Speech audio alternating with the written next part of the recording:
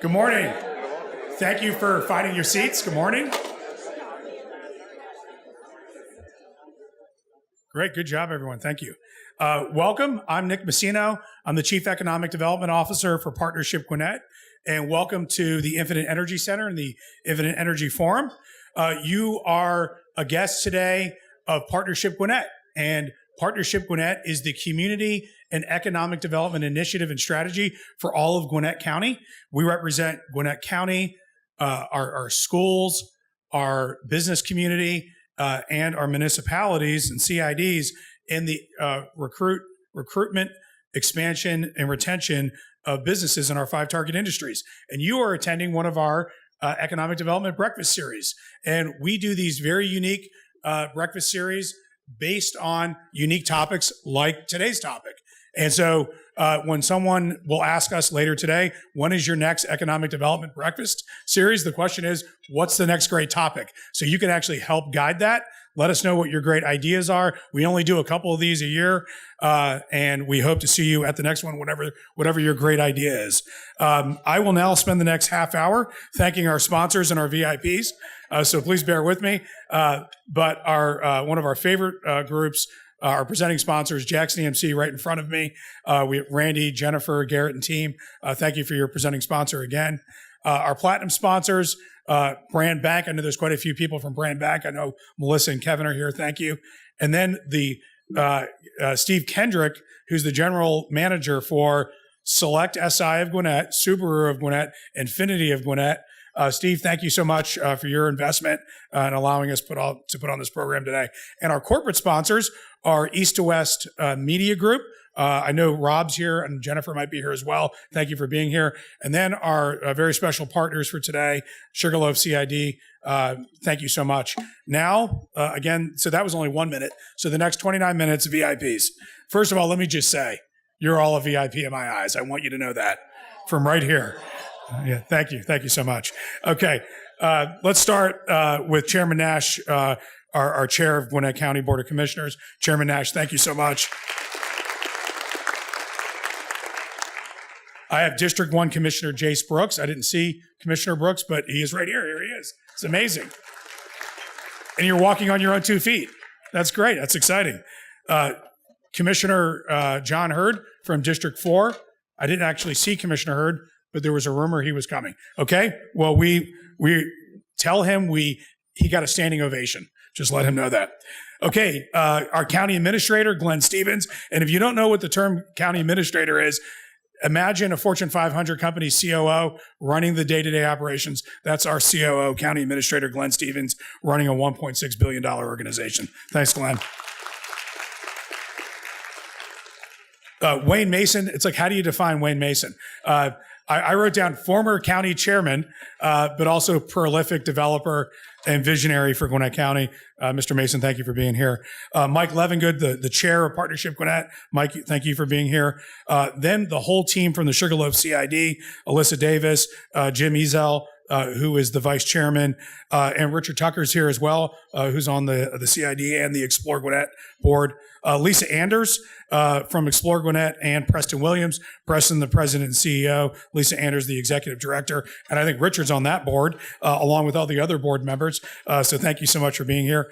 Now, all of our municipal elected officials and staff, thank you so much for being here. And we're almost done. Carol Boyce, the chair of Gwinnett County Public Schools, the greatest public school system in America. Just ask me. Glenn Cannon is rumored to be here, who is the president of Gwinnett Tech. And I know there's some other folks from Gwinnett Tech here as well. Thank you for being here. Phil Wolf, CEO of Gwinnett Medical. Phil, thank you so much for being here. And our great friends and my boss from the Gwinnett Chamber, Dr. Dan Kaufman. And Ron Gerard's here, who's the chairman.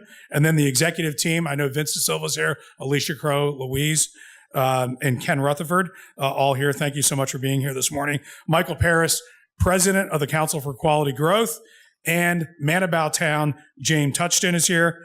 And last but not least, all of the rest of us, Partnership Gwinnett investors and friends and guests, thank you so much for being here. I am done. And next up, let's have a warm welcome for Jennifer Fennell with Jackson EMC. Jennifer, our presenting sponsor with Jackson EMC.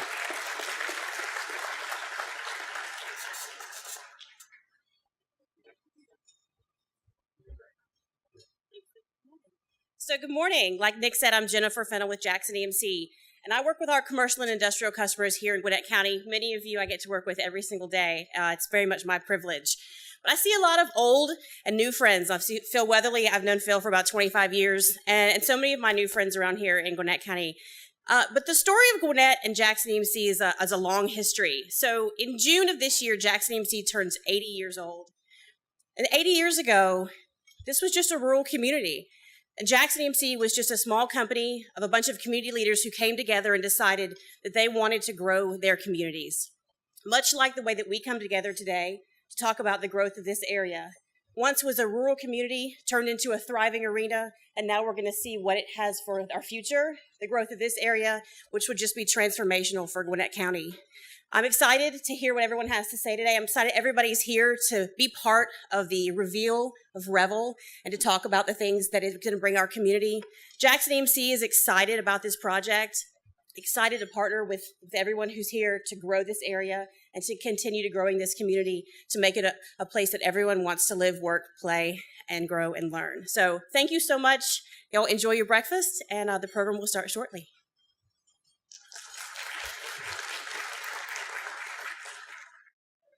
Good morning, everyone. My name is Alyssa Davis, and I'm the Executive Director of the Sugarloaf CID. The Sugarloaf CID formed a year and a half ago to ensure the long-term success of the area around the Infinite Energy Center. For those of you who aren't familiar with community improvement districts, we are a self-taxing district funded by commercial properties. Being part of a CID allows property owners to pool their resources to complete projects that wouldn't happen otherwise. Our CID has been successful not just because of the property owner investments, but also because we've been able to take those funds and leverage additional funding to bring $7.5 million to fund transportation projects in our district and another $200,000 for plans and studies. We have projects already underway to ensure that the area remains safe, attractive, and that we keep traffic flowing. We also have an LCI master plan underway to envision the future for this district as it becomes downtown Gwinnett, and how development and transportation can work together to make the area more walkable, bikeable, and transit friendly.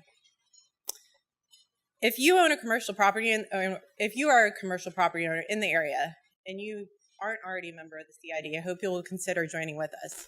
We're proud to work with great partners like Partnership Gwinnett, Gwinnett County, Explore Gwinnett, and North American Properties. And speaking of, today I have the honor of introducing Mark Toro with North American Properties. Mark has a passion for creating smarter built environments and healthier, happier places. He's an advocate for expanded transit and walkability and has developed multiple award-winning mixed-use communities. Mark's experience and his team's experience really comes from focusing on that street-level human experience that they're going to bring to Revel, and we're so excited about that project right here in our district. You probably are familiar with a lot of the other projects that they've completed, including the repositioning of Atlantic Station, the $1 billion Avalon development in Alpharetta, and the redevelopment of Colony Square are now underway in Midtown Atlanta. Mark has been named one of the 55 most influential Atlantans by Atlanta Magazine and most admired CEOs by the Atlanta Business Chronicle. So please join me in welcoming Mark Toro to the stage.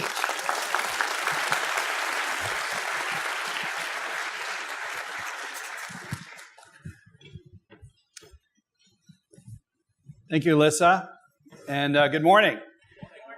It's an honor to be invited to be here, especially, I guess Gwinnett stands for early riser, because anybody who would get up and show up at 7:30 in the morning to hear a developer drone on about his project is a special kind of person. But I'm excited to be here to share with you. I've got about 175 slides. It take about 90 minutes to get through. Then we have Q&A, and then it'll be time for lunch. But it's truly, I'm happy to be here. Chairman Nash and Wayne and I were just talking about Gwinnett today, Gwinnett yesterday, and Gwinnett tomorrow. And Wayne and I work on it. I guess you only have to say Wayne in Gwinnett County to know who you're talking about. But In the early 90s, he and I worked in Snellville together with one Mike Lant, who is now back with us again. So that was close to 30 years ago. And Gwinnett has, as we all know, grown considerably since then and continues to be one of the significant economic engines in the state of Georgia and in the Southeast. So we're going to talk to you today a little bit about Revel. I'm going to share some sort of stats and facts and site plans and things, and then introduce you to the team that's actually going to execute on that plan, and then offer an opportunity for Q&A. So because this is the 90s, no, this isn't. It's the 21st century. I'm looking for my next slide. Why not? One more time? Okay, there you go. I'm figuring out the technology. So speaking of technology, if you have a device in your pocket or your hand, and you can go open your browser and go to pigeonhole.at. These instructions are all on your table. Enter event passcode Revel and enter a Q&A. So as we're talking, whether it's one of the team members about specific aspects of the project, or as the global kind of presentation, feel free to post questions. What you'll find is that someone may have posted the question that you wanted to ask. So if you scroll through the questions that have already been asked, you can sort of pile on, if you will. And what happens then is that the questions that are most people are interested in rise to the top. I've got a feed here on the podium that I'll moderate the Q&A. So that's coming, again, in about 90 minutes when we finish these 170 slides. So Gwinnett today, and I don't propose to tell those of you who live, work, and play in Gwinnett what Gwinnett's about, but what I'd like to do is share with you our perspective as we view this as an opportunity to create something truly special. There are almost 1 million people who currently reside in Gwinnett. The daytime pop is 400,000 people, and as David Weinert, who you'll meet shortly, will indicate, that provides us with plenty of density, plenty of bodies, plenty of consumers to make this a viable enterprise.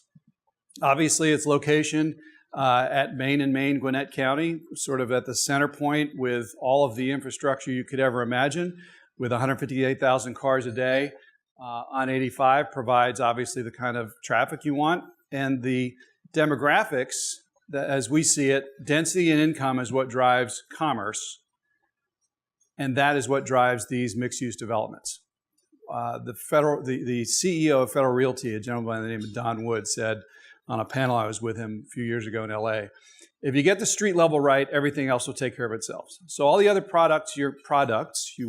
real estate products you'll hear about today, residential, loft office, Class A office, hotel, all of the things that make the mix of uses are driven by that street level experience. That street level experience is driven by the consumers who patronize that commerce. So in 20 minutes, we got 555,000 people. In 30 minutes, we got 1.6 million people. Highly educated group with 70 colleges in the county and 170,000 students. Infinite Energy Center is a significant draw for tourism, with $1.2 billion spent in 2017 and 11,500 hotel rooms. And where we stand, I think, Preston, did you have a record year this year in 17? With 1.2 million in attendance, 1,000 events, $15 million in ticket sales. That kind of built-in demographic we layer on to the people who live and work in Gwinnett. So we view the opportunity as this. First, it is to understand what the community seeks. And listening to what it is that the Gwinnett County resident, visitor, concert goer, hockey player, soccer mom, whoever is our consumer, it's critical that we meet the market. We're going to talk a fair amount about Avalon today, but there will never be another Avalon. Much like there will never be another situation exactly like Alpharetta 2013. So the key is, And as Chairman Nash correctly pointed out earlier, the opportunity here is to customize or tailor this offering to the market. So we started a year ago with polling the Gwinnett County community to understand what it is that we see as residents and consumers in this market. One-time bedroom community that's changing. 600 international companies are based here, recognized as one of the best public school systems in the country. The most culturally diverse county in the Southeast and number 17 nationwide. But Infinite Energy Center is viewed as a diamond in the rough. A little boring, quality of concerts has improved immensely, feels unfinished, it's like a beast with three heads, a work in progress. You go there and get entertained and then you leave. That's why we're here, because Preston and the GCVB board recognized a number of years ago that this was an opportunity to capitalize on a significant asset, a jewel in Gwinnett County that is already driving more than 1 million consumers a year to this site, and take advantage of it and create a there. The next piece we did was to tour the communities in Gwinnett that already have something of an urban feel. So Lawrenceville and Swanee and Snellville and Lilburn, and understanding what it is, Sugar Hill, understanding what it is that Gwinnett County's paradigm is relative to an urban experience. Because we live in the suburbs here, and the experience that we're used to is decidedly suburban. There are, however, urban opportunities, and we found at Avalon, where we created the Southeast's first urban burb, that lifestyle was driving the decisions of the consumers, the residents, the office tenants, and other hotel guests, and others who are now patronizing that community. The other thing we're in the process of, because we're about midway through this process, is going on what we call a design discovery tour. And that, we did this at Avalon in July of 11. We did it at Colony Square in 16. Last summer, we went on a tour of 27 food halls. In order to design the lobby bar at the hotel at Avalon, we spent 3 days in New York City looking at 23 lobby bars. That was probably my favorite trip of all these. But here we're looking at, I'll call it arena or stadium proximate mixed-use properties. And there are a number of them. We have done the West Coast leg. So we started in Phoenix, Arizona. We looked at Westgate. We looked at Scottsdale Quarter and others. And then we moved on to LA, and we looked at City Walk, Grand Central Market, and LA Live. And each of these has components that we believe that we can learn from, because there are no original ideas.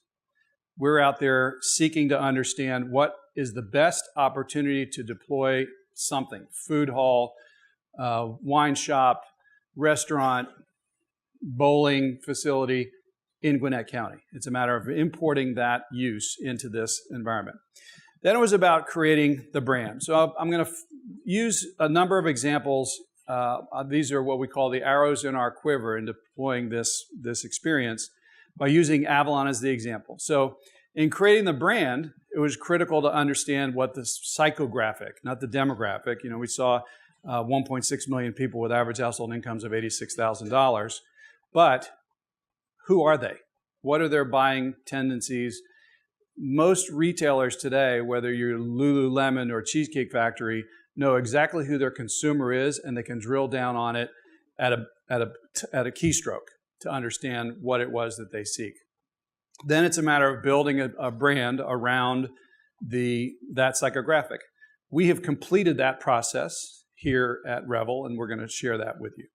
Then it's about merchandising, and David Weinert is going to share with you his approach to merchandising Revel, and it's about aligning a number of retail, restaurant, service providers, and other brands, entertainment uses, and other brands that match the Revel brand, that match the consumer brand.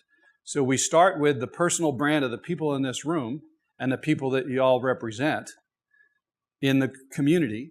We layer on hotel guests, visitors, concert goers, other components of the consumer base, and we seek to align the personal brand of those consumers with the personal brand of the offering. That is how the commerce is then driven. Then it's a matter of mixing uses in order to bring consumers onto the property 16 to 18 hours a day. At Avalon, it's an uncanny similarity to what we're proposing here at Revel. 101 single-family residences, 526 multifamily residences, 500,000 square feet of retail, including entertainment and grocery, a 330-key hotel with 65,000 square feet of meeting space, and I'm missing something, 108,000 square feet of loft office and 600,000 square feet of Class A office. The key there and the promise of Avalon early on was something we used to call the energy curve. So at 6 a.m., you've got a single-family homeowner out walking their dog, going to get a cup of coffee at Goldberg's. At 7:30, you got people coming to Flywheel. At 9 a.m., you have people coming to work. At 10 a.m., they have the stroller brigade out doing yoga in the park.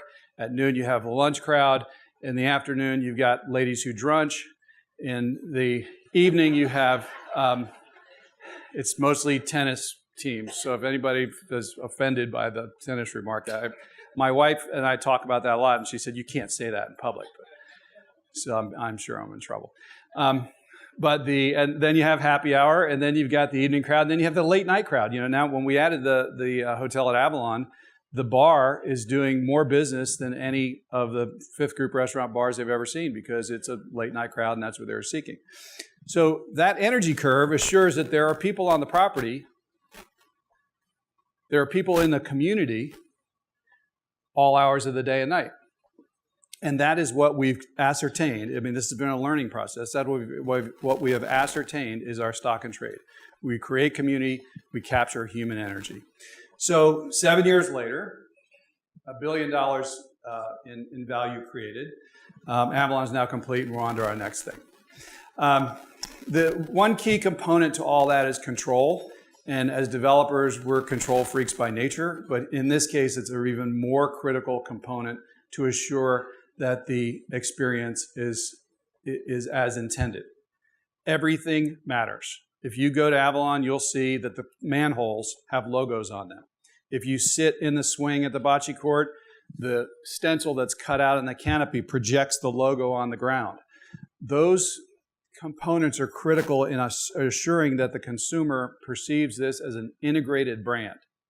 And here we have the opportunity to capitalize on the Infinite Energy Center brand and the Gwinnett brand.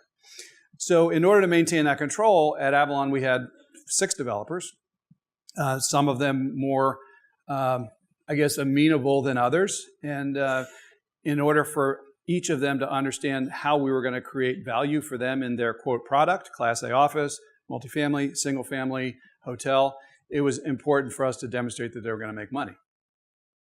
The first thing we asked them to do was pay.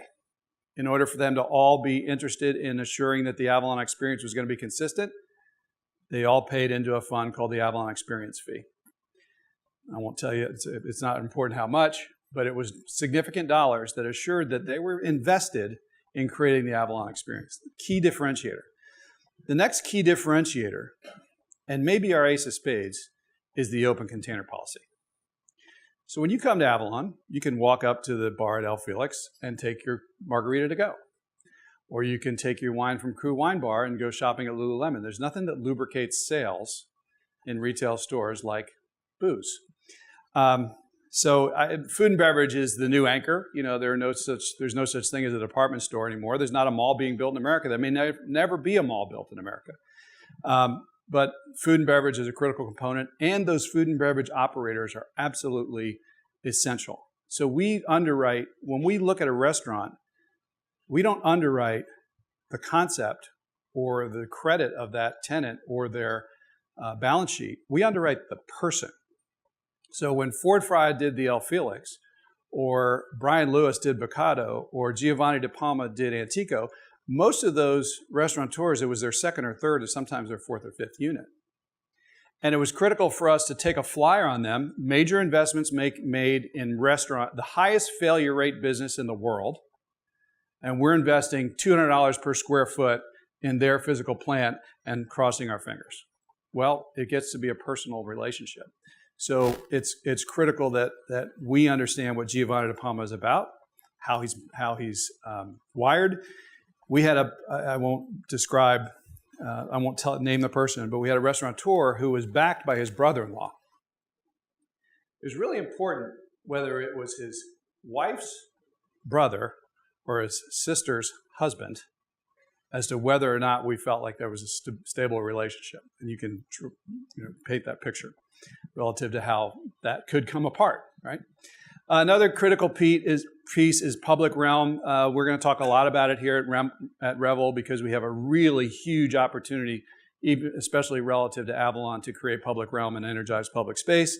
But at Avalon, we've got public spaces ranging from the living room, where we have bocce courts and fire pits, to the plaza, where we host 4,000 people for the Derby Day and all kinds of other events, which our skating rink is, if you've been there.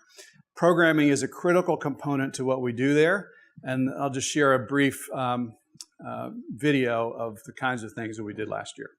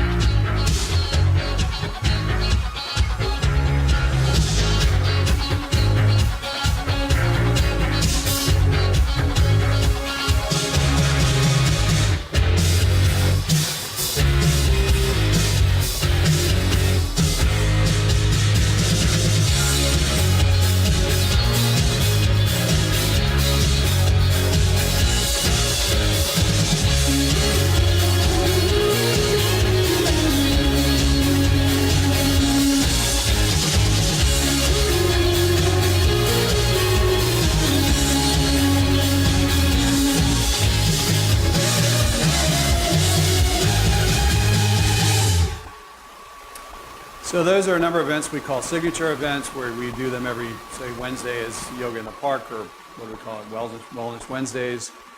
We do Friday night events weekly, but then we host events once a year, like on the 16th, which is coming up a couple of weeks, the Luck of Avalon, which is a St. Patrick's Day event, on Derby Day, the 5th of May, which also happens to be Cinco de Mayo, so Avalon's going to be off the chain. We invite the community to come use the property. I mean, it's a very simple thing. It's our front yard. Come play in it.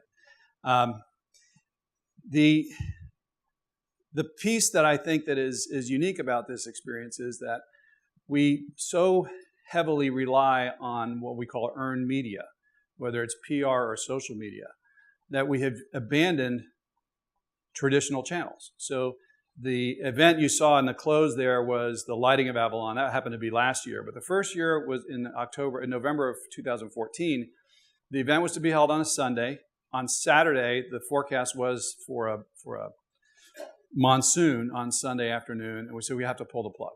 So we essentially relied on social media channels that we had built throughout the development, which is something we're going to talk about today, in order to engage with the community. We talk about we build community before we build community. So everybody lives online today. If you want to know about Revel, we're there, and we'll engage in a conversation with you early and often. That was the advantage we had there, is that when we had to pull the plug on the 2014 Lighting of Avalon on a Saturday afternoon, Sunday was a washout, the event was on a Monday, 15,000 people showed up on a Monday throughout the day to light a tree in a shopping center, with no radio, no TV, no newspaper. Major component to what it is, how we communicate with the community. Service and hospitality is one of the last pieces. Matt Simon's going to share with you his approach to hospitality, which we imported. It was one of those key learnings that we took away from one of our design discovery tours. The Grove in Los Angeles is the premier operator of high-touch experiential retail. So we have a team of concierge, valet, housekeepers, security people, all trained in high-touch service. Operations is a critical piece. This is Kaylee Mullen is on the left. She runs our community engagement and concierge team, and the remainder of that group are our service providers, valet and others. So it's much more akin to a hotel than it is to a shopping center. And the key is that all of the people that create these experiences come from backgrounds that are not real estate. Caruso arguably is the closest thing to real estate where Matt came from. Four Seasons is a hotel, obviously. Paul Bodine joins us. He was an assistant golf pro. Carla Cox was with Discovery Land Company, a resort developer, and Kaylee comes from Nordstrom. So the key is that we got out of the box and stopped thinking about this as a real estate venture, and started looking at it for what it was, which was entertainment. The last piece is community, and we talk about we create community. We build community before we build community. This is probably the word that is most prevalent in our vernacular. And the reason is that what we've stumbled into is that when you come to Avalon, it's rare to see people sitting down looking at their device. They're having a conversation. They're having a meal together. They're having a drink together. They're exercising together. They're doing yoga. They're bringing their kids to meet for, it's back to that sort of small town aspect, even though we're serving a large region. So part of that piece is giving back.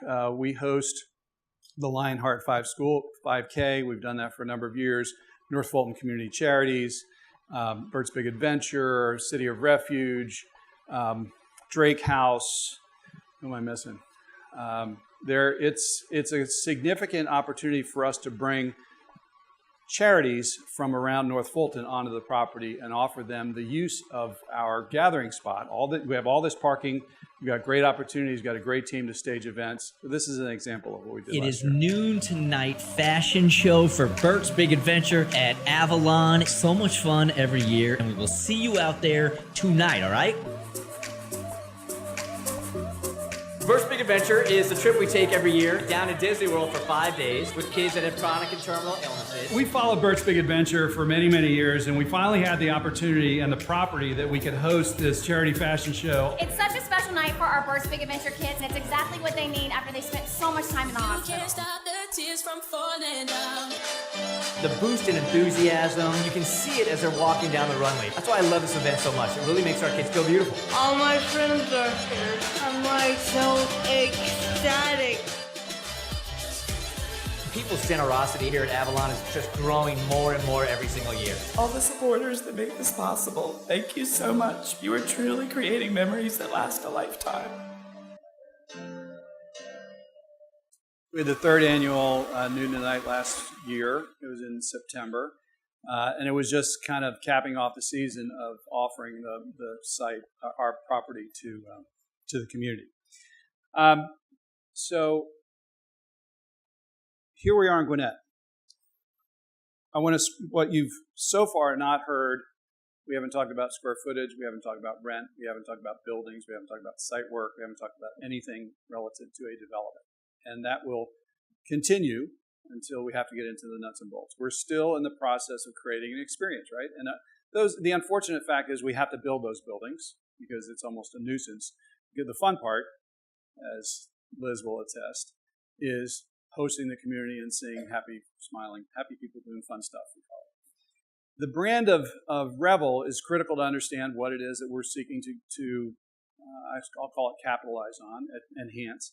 Turn up the volume on the Gwinnett experience for residents who already live and love it, and visitors who travel and experience it. It's those million people who live here and those million people who come here that we want to be able to accommodate. We call it life amplified. So getting into some numbers. These are moving targets. They will flex up and down. We will not speculate. We're not going to build 150,000 square feet of office space and hope that somebody shows up. We're not going to build 5,000 square feet of retail space that's not spoken for. But the components are critical relative to achieving a certain critical mass on the street level so that we can create that experience. 215,000 square feet, I'll call it specialty retail, 25,000 square foot food hall. I mentioned we went on a 27 food hall tour last summer. It was extraordinarily enlightening, extraordinarily powerful. We've identified a few key players who really excel at it. The rest of them really are still learning. So we took the opportunity to go out in the marketplace and understand what was best and brightest. Got 35,000 square foot premium theater, 35,000 square feet of fitness, 20,000 square foot grocer, I'll call it specialty grocer, and we can't yet identify who. A beverage market of 20,000 square feet, there's only one of them. Might know who they are. Adult beverage market. 300-room Marriott hotel. Preston and Lisa have worked with Concord Hotel Group to advance a deal. They are really, really capable, and we're happy to have them on this team. 700 units of residential, and we'll talk about splits between multifamily and single family. 600,000 square feet of office space. So this is what it looks like, and it's critical to, I think, understand that this will remain a moving target till the last drop of concrete is in the ground. You know, we used to call it design build. Now it's build design, because we're constantly responding to market forces and other considerations. Here we've got all kinds of things like topography, existing signal locations, the location of. So this is the arena. This is the site of the proposed Marriott. We're sitting about right here. Is that right? About right there. And what we propose is to create a street akin to Avalon. There are a number of things that we'll take from it: public spaces, boulevards, streetscapes, environmental graphics, a number of things that we'll take from that in order to create this experience, because it works. There are a number of things that we won't take from it because it doesn't work here. And this is what it looks like. Similar in scale, similar in scope, similar in street layout. It will be, however, dissimilar in a lot of ways relative to the proposed uses and the commercial aspect of how this operates. In a word, downtown Gwinnett. So what I'd like to do is bring our team up, and if anybody's been pigeonholing, let me see if I've got live. And what I'd like to do is invite everybody to, there you go, that's great. Invite the team to the stage, have each of them share a couple of minutes on what it is that they do and how they contribute, and take it from there. So let's start with John Kelly, Partner and Senior Vice President of Development.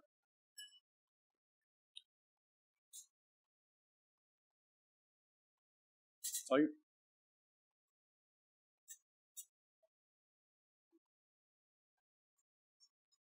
But everybody's doing it. Okay, good.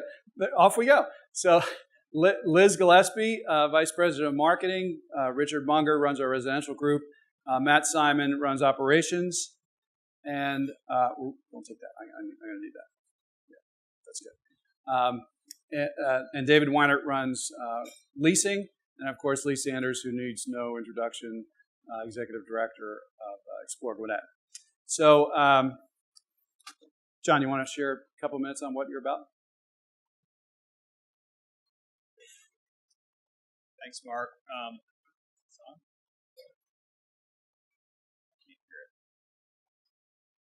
Yes? Oh, it is. Okay.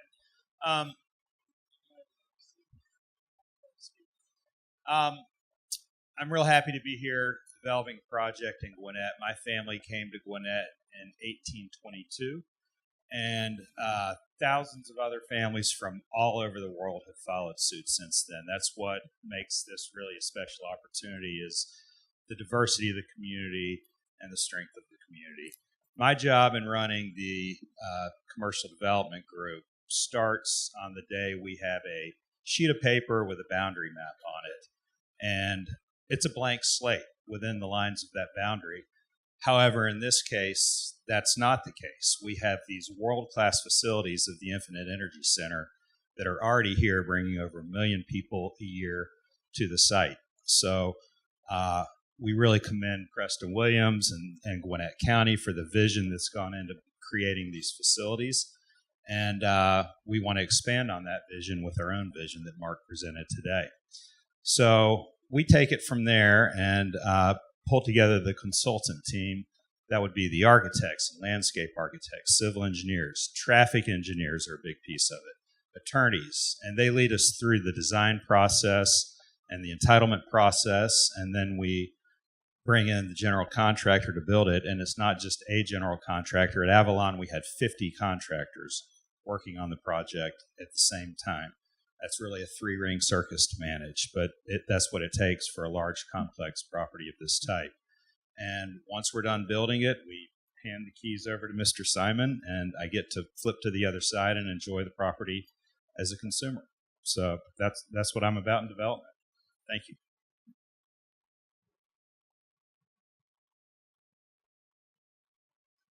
Hello. I'm 3. Okay. Hi, I'm Liz Gillespie, and I am an experience maker. I'm the one who works on, I have a wonderful team of experience makers that are in the audience today, and basically our role is the whole community engagement piece. We, as Mark mentioned, we create the experience first, and then we sort of build the box around it. And we really, it's so important to us that we create space that encourages connections. It's about that emotional connection, about establishing that heart share before we establish market share, and really making sure that we create a community that encourages people to connect. When you look at the public realm, the gathering spaces we create, that could be little intimate settings for a girls' night out, or a 4,000 intimate event for Derby Day. We really like making those connections and creating community. When you look at building community, it's interesting to think about at Avalon. We have, as Mark showed in one of the presentations, that we have an ice rink. And that ice rink has become like marriage proposal central. Our concierge team, our experience makers there, have coordinated dozens of marriage proposals on the ice rink. And it means so much to us to see that we've established an emotional connection today at Avalon that encourages that sort of, that's where they want that memory to be, where those new traditions are coming together. So what we'll do, and what we're already doing at Revel, is meeting our community and getting to know you and getting to know what's important to you, so that we can make sure that we integrate that and celebrate the diversity that exists in Gwinnett and establish those emotional connections at Revel. So we look forward to connecting with you. If you look on your tables, there's also how to connect with us on social. We like to make sure that we're communicating and connecting with you where you live. If you live online, we're right there with you. We're here in person, so we connect in person. We love making those emotional connections, and encourage you to follow along with Experience Revel on Instagram, on Facebook, on YouTube. We're everywhere. So join us, join in the conversation. We really appreciate the feedback. We appreciate the suggestions. We look forward to connecting with you and to having you help co-curate the experience that will be unique to Gwinnett. So we are experience makers. And now I'm going to hand it off to Richard. Hey, good morning, everybody. My name is Richard Munger, and I am John's counterpart on the development side. I have the opportunity to oversee our residential group. Within our residential group, we have a multifamily in-house, which includes also a general contractor. And then on the single-family side, we'll be working very, very closely at the appropriate time with different home builders to select the one that really sees our vision and understands what we're about, and to be able to extend the brand. With regard to the residential, it's just about increasing dwell time. It's really about making sure that we extend that brand and really find the right product that suits the development the best. So it's fun. We can't wait. We've been super excited to be able to work in Gwinnett here and work here at the facility, and just super, super excited about everything else. And pass it on to Matt here. Good morning. My name is Matt Simon, and I consider what I have as the most fun job in the company. I am the one who gets to operate all the existing properties, and I take that mission, and my team takes that mission as no less than the opportunity to change the world. I think people forget, and I think people forget very quickly. I think, in Los Angeles, when we built the Grove, before it was there, people thought of that area as a space where people would come at 6 in the morning and wait for their Price is Right tickets so they could be on CBS. And they forget that there wasn't a Walgreens in Alpharetta not too long ago, and that was a very recent experience. And now my wife, who's never left Los Angeles and moved to Alpharetta, I convinced her to do that because of the vision that was built there, felt completely comfortable in that community and felt it to be an incredible urban experience and had a great time. And on that way that we can change the world, we'll do the same thing in Midtown when we change Colony Square for the millions of residents who live there. And we'll do the same thing at Gwinnett for everybody who says, you know, this is a great opportunity. Are you guys sure this is ready for it? And I think the piece that I think that nobody understands is you don't know how good it can be till you have it. And then it becomes the new normal. And I think that's so important in what we do every day. Our teams are incredible at creating these experiences. They're world class. I mean, we treat that concierge no different than what a five-star hotel would offer you. They'll do anything for you as long as it's legal. But more than anything, the people that work on that property, including all the retail stores who are our partners and the office tenants, the life that they get to experience every day that you'll get to be a part of is exceptional and unrivaled in the world. So thank you for having us, and we're very excited. Good morning, everybody. My name is David Weinert. I run the leasing business for North American Properties. Very happy to be here today.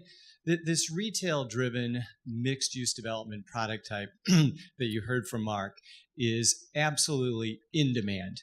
This is the only way a critical mass of retail is ever going to get built in this country again for as far as we can see. There's going to be no more malls built in this country. There's one under construction right now in Connecticut, and that is the last one planned in this country. All constituents, starting with the retailers, but all constituents just love and embrace this live, work, shop, dine, play concept. And it's been proven out in several mixed-use developments around the United States. I can say this a little more objectively because I only started with North American Properties last October, but Avalon, which Mark and the team here just executed to perfection, is really widely regarded as one of the best executed mixed-use developments in the country. And the retail performance there is just superb. It performs like some of the Fortress A kinds of retail shopping centers around the country. So to have that kind of momentum going into our next development project is huge. The whole market and development story here that Mark alluded to is really compelling without going through the demographics and psychographics and all those things that Mark mentioned. But along with this very compelling market and development story is a serious void in quality retail in this immediate marketplace. Gwinnett Place Mall, we know, is yesterday's news. There's only a couple stores left. Sugarloaf is a completely different product type, not related to what we're doing here. They're value-oriented, format. So we really have a wide open slate here to deliver a unique point of difference mix of best-in-class retailers. And when I go to merchandise, a shopping center, I'm looking at 25 different categories of merchandise, which we don't have time to go through. I'm looking at price points from moderate to upper moderate to better contemporary. Within that, we need to factor in contemporary and traditional taste levels, i.e. the psychographic match with the retailers. But very clearly, especially in this marketplace, but really in any marketplace, to be competitively dominant, we need to cater to a wide range of demographics and psychographics. That is the intent, to be all things to the most people that we can be. We'll address the more affluent sections. We'll address every single category that way as we think about the mix. Building off of this incredible entertainment infrastructure is just a really exciting enterprise because the food and beverage business that we can do with this, along with all the other retailers that like to be around the food and beverage, is just huge because of the infrastructure that we already have here. So this is a wonderful opportunity for all of us to really build one of the great mixed-use developments in the country, and I very much look forward to that. Thank you. Good morning, everyone. My name is Lisa Anders. I'm the Executive Director of Explore Gwinnett, which is the tourism organization for Gwinnett County and our municipalities. Our role with this project is project oversight, led by our CEO, Preston Williams, and the chairman of our board of directors, Richard Tucker. Part of our job is we have a management oversight component of our organization with the Infinite Energy Center. So their success is a huge part of what we do. And the one thing I'm really excited about, everything Mark has talked about, were the reasons why our search team chose North American, because we knew that not only could they develop it and they could execute it, but they could activate it and they could engage it and create it into a place that both our residents and our visitors would want to come. But this is not just the only part of this project. This is a mixed-use project that is a public-private partnership. There'll be a public portion of this project that will enhance and improve this facility. We'll expand the exhibit hall, or the forum as it's now known.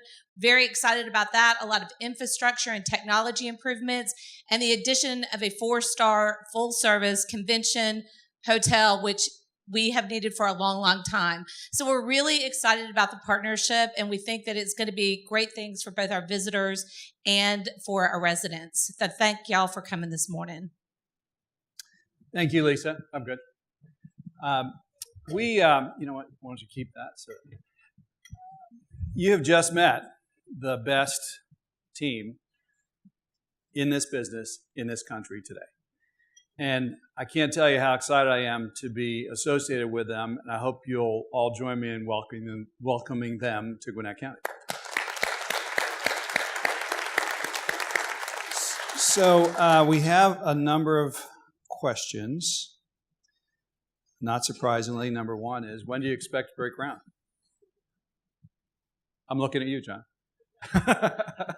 March 1st, 2019. Oh, I like that. That's a good date. So essentially a year from now, we've got a tremendous amount of work to be done in pre-planning and engineering and traffic studies, and not to mention that David will pre-lease a good portion of this project before we put a shovel in the ground. But we've got about a year's work to do. We've got about a year's work under our belt in understanding this market and assessing what's viable. And similar to what we did at Avalon, we closed in 11 and broke ground in 13. That's probably the approach. Next question. What is the retail vision for Rebel? I think I explained that pretty well with my words, but clearly unique point of difference, best-in-class retail. And this market, the density, the affluence, the average household incomes, the number of households that earn more than $100,000. But again, we want to cater to a wide range of demographics, but it's best-in-class retail. Tell me about, if you elaborate on, and again, many of us here have been to Avalon, so you may have a paradigm, or you've been to the Grove in LA, or you've been to City Center in Houston, or to Domain in Austin.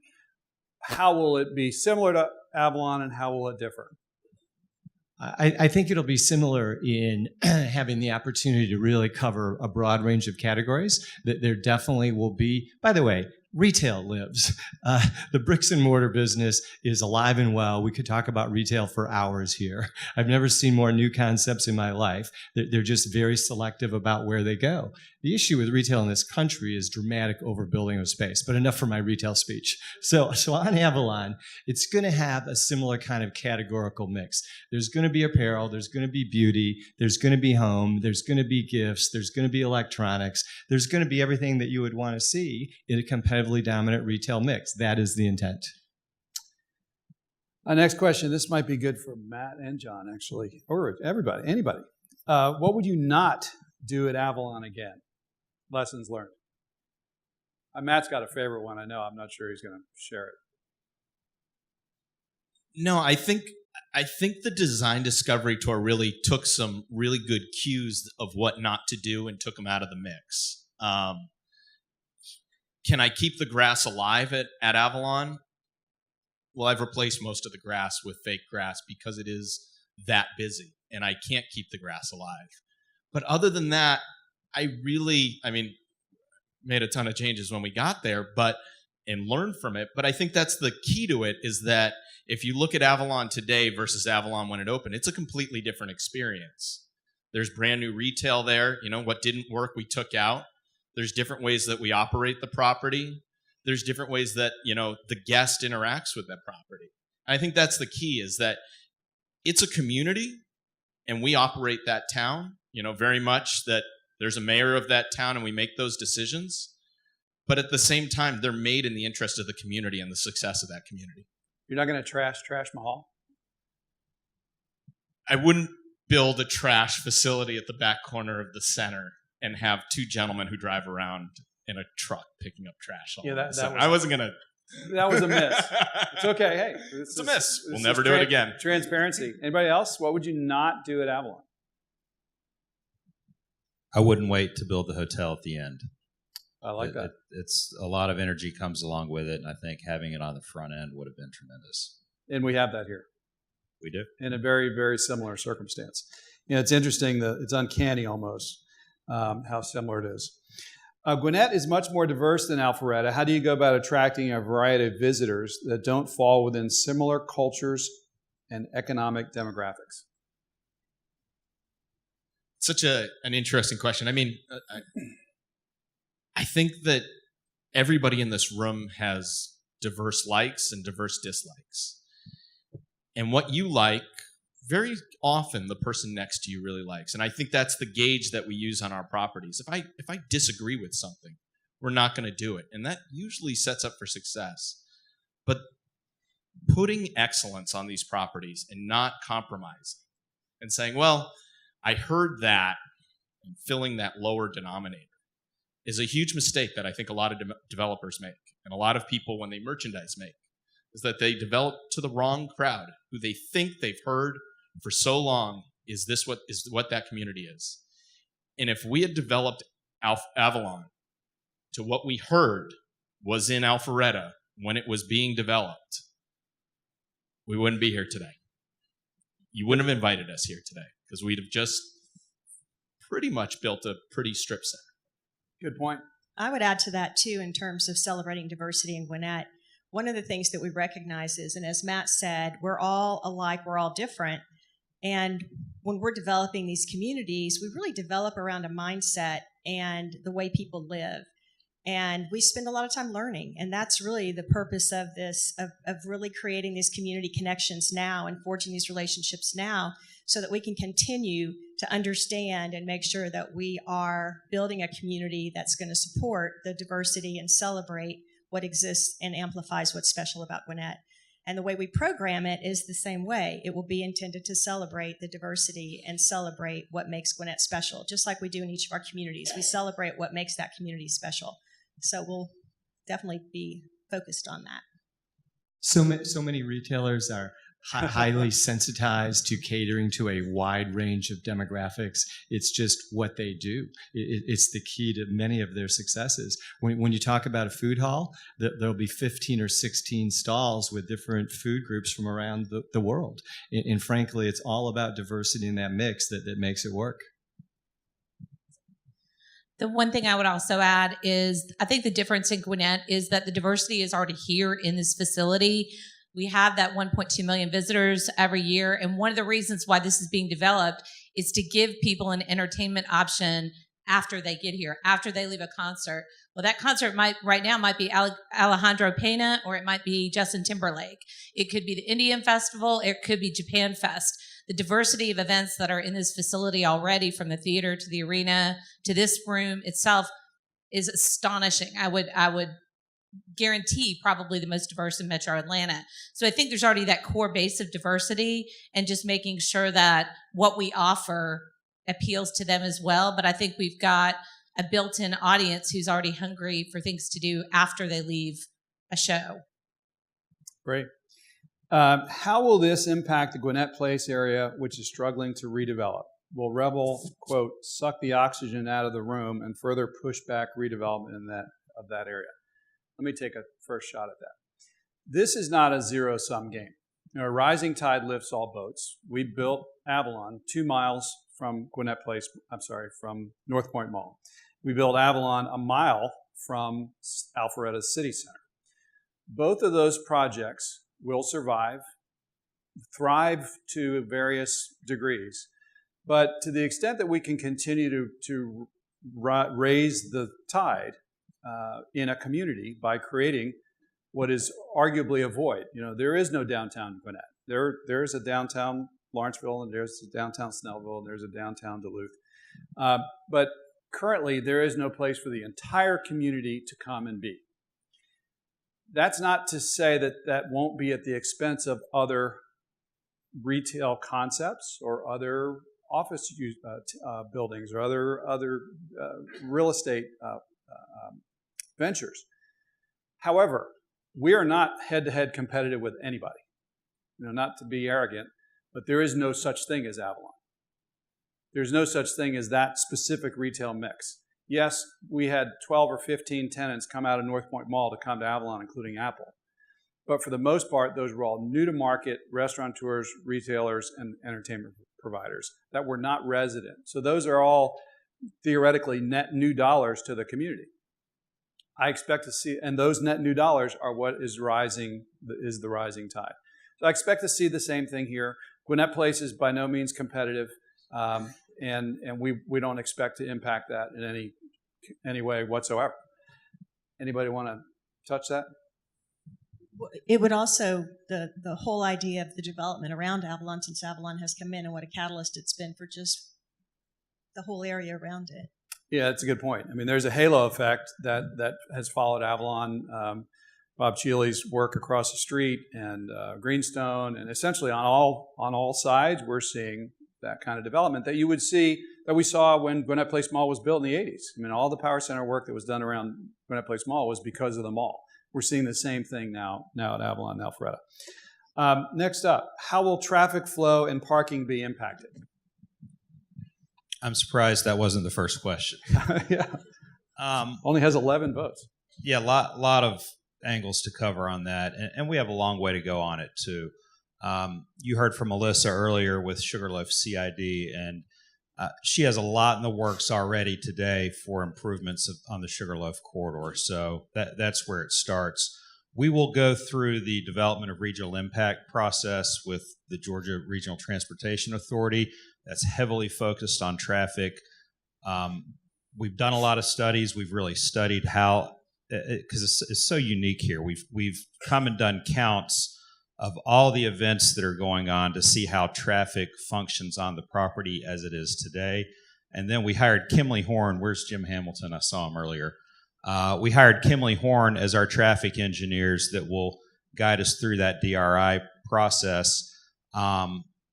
You heard lots of concerns about traffic when the Braves opened the Battery. Kimley Horn did their traffic engineering too, and they've gotten rave reviews after the first season for how everything functioned. But I think most importantly, you look at the events that are here today, when 14,000 people are in that arena, everyone comes at the same time and everyone leaves at the same time because there's nothing else to do here. So by developing Revel, we'll give people a reason to come early and stay late, and it'll eliminate a lot of the peaks you see with traffic. So we're really going to change the behavior of the traffic. Next up is how important will a transit component be to the success of the project? I think I'll take a first shot at that one. Chairman Nash and I were just talking about the trip we did September, Toronto, to view transit options as a regional group from around Gwinnett, who is what is the program called? Strategic Leadership, yeah. And we were exposed to a BRT system there that was very viable in a very similar circumstance to a suburban community significantly removed from the CBD of Toronto's downtown Toronto. And that's one option. Another option is a MARTA station at Revel. There are lots of different opportunities. The key is that that's finally getting traction. After all these years of banging the drum, and I look at Alyssa because she and I met with a youth group. What was that? Access Atlanta? Advance Atlanta. A millennials group that was seeking to lobby at the State House for transit expansion. And we're seeing a warm reception from communities like Gwinnett, finally, to see regional transit solutions provided. BRT, heavy rail, light rail, I don't think it matters. But to the extent that we are going to operate like the region that we are, of 6+ million people, we've got to start to commune. That's my soapbox. And I'm happy that Gwinnett is now in the mix in that discussion for a regional transit solution. Yes, Revel will benefit from a transit opportunity. Anybody want to add on to that? How will the CID work with North American Properties to protect cannibalization of the retail in the area like Sugarloaf Mills? I'm going to go back to my earlier answer about Gwinnett Place. similar kind of circumstance. There is not a single retailer, and again, back to Avalon, or we could go to Atlantic Station, we go to Colony Square. There's not a single retailer at Avalon that was taken from anywhere other than inside North Point Mall. I say taken, cannibalized, for the same term to be used in this question. And that's simply because it's a different offering. I mean, there's lots of very viable retail on Sugarloaf Parkway and all over Gwinnett, much of which we built over the years, starting in the early 90s. Those projects and those tenants and those retailers will rise and fall on their own merits. The marketplace is still strong. The demographic is still solid. Gwinnett continues to grow. Incomes continue to rise. So that rising tide will lift those boats. But this is not a competitive product type. You want to advance that, David? Relative? Yeah, I think there's a couple points there. This is what we're building retail-wise is not the 1.2 million square foot super regional mall that got built up yesterday, sucking the wind out of a lot of retail around it. Although even those developments, were very synergistic regarding what then unfolded in the future, meaning stimulating new development. But this is 330,000 square feet of retail, not a 1.2 million square foot super regional shopping center. And just the trend with what the psychographics really demand in the country today is this urban street kind of environment. So we go on a tour of all these towns around here, and I'm in love with all these streets and towns and the restaurants that are opening in these cities, and that is going to continue to thrive. So I think we're just completely synergistic with the marketplace here. Next up, will the open container rule of Avalon be replicated at Revel? I think the answer to that is yes. And I think it's already been baked into the program. I don't know that it's a formal ordinance, is it, Preston? Preston shaking his head. That's all I need to know. So I can fill up my beer and walk out. I think something that's so important about an open container policy is it's something you associate with vacation. I always consider if I'm in a tropical country, I can walk outside a restaurant with a drink. And it's not, yes, on the weekends, if you overindulge, my valets will not allow you to take your car, and we'll call you an Uber. And we manage that very well, and we work in partnership with the police department. But at no point has it become, let's line up shots against the outside of a bar outside and start drinking beforehand. It's a way to enjoy an environment, and it very much sets an incredible feeling on that property that's cannot be replicated without ordering a bottle of wine at dinner and having the waiter say, would you like to take the last two glasses to go? It's a differentiator. There are a number of communities less than a mile. How do you plan on addressing the ability for these communities to have an intimate connection and be able to walk and enjoy the amenities? Let me touch on that first. The answer is, I don't know that we know. Because as we began to understand how, back to Avalon again, or we could use Atlantic Station maybe even, we started to understand how Home Park related, how the residential on the Atlantic Station site, how did East Midtown. We started to understand that once we started to live the property. In Alpharetta, the city council and the mayor were forward thinking enough that they thought it was critical, and I walked it actually on Saturday morning. Thompson Street is a connector that's about 3/4 of a mile long between Avalon and Alpharetta City Center, and they've gone to great lengths to assure that that public right-of-way was enhanced to essentially a linear park. And they are closely managing all the development between their one anchor and the other anchor of that community. We expect to see the same thing here. I just don't know what that is yet, and I don't know that we live intimately enough, and we'd love to hear. That's one of the things that I think is important about establishing this dialogue today. We want to hear from you about everything from what kind of retail and restaurant. Have you got a restaurateur that you love?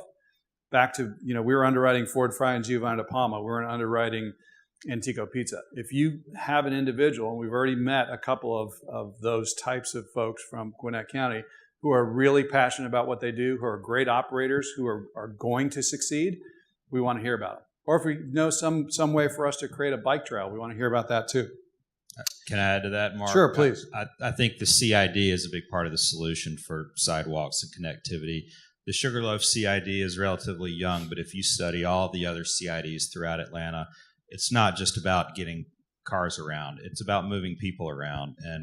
And there's been a big focus on pedestrian connectivity, and I think you'll see that with Sugarloaf CID as well. Other similar projects have failed to incorporate an affordable housing component. How will Revel not make that same mistake? Yeah, great question. One thing that we're going to focus on as we get into the housing and more is just a great mix. What we're seeing, and I'll use Avalon as an example, we really see kind of what we say both ends of the barbell. We have millennials, and at the same time, too, we have residents that are in their 80s.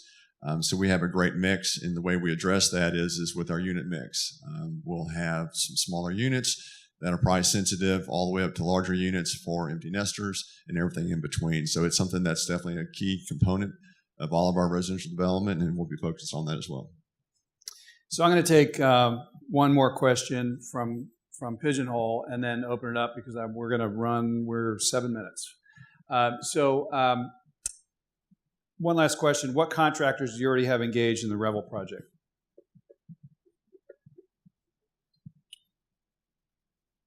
None on the construction side other than our in-house group on the multifamily. Good. Open field. So question and answer the old-fashioned way. If you didn't use Pigeonhole, you still have a question, or if you want to pile on one of these. Any other questions for our team today? No? Great. Well, I think that's a wrap. Thank you very much. Thank you.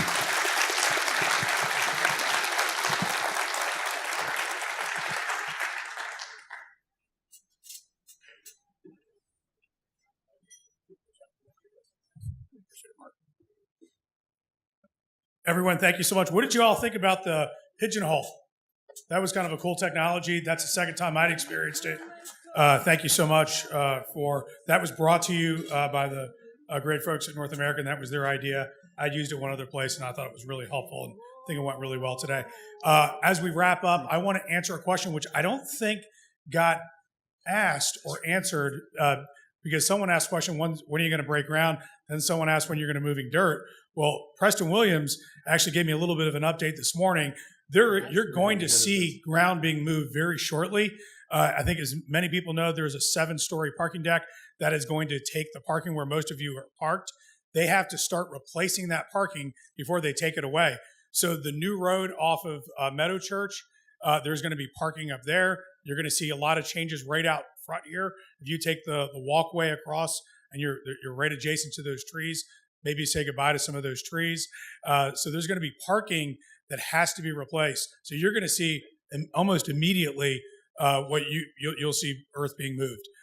So thank you very much this morning. I appreciate the people that have already texted me with great ideas for future economic development breakfasts. And Alicia Crow appreciated the strategic leadership shout out. That I believe is invitation only. And you can talk to Alicia Crow if you'd be interested in joining us in Salt Lake City in September. Thank you so much and have a great day. Thank you for being here.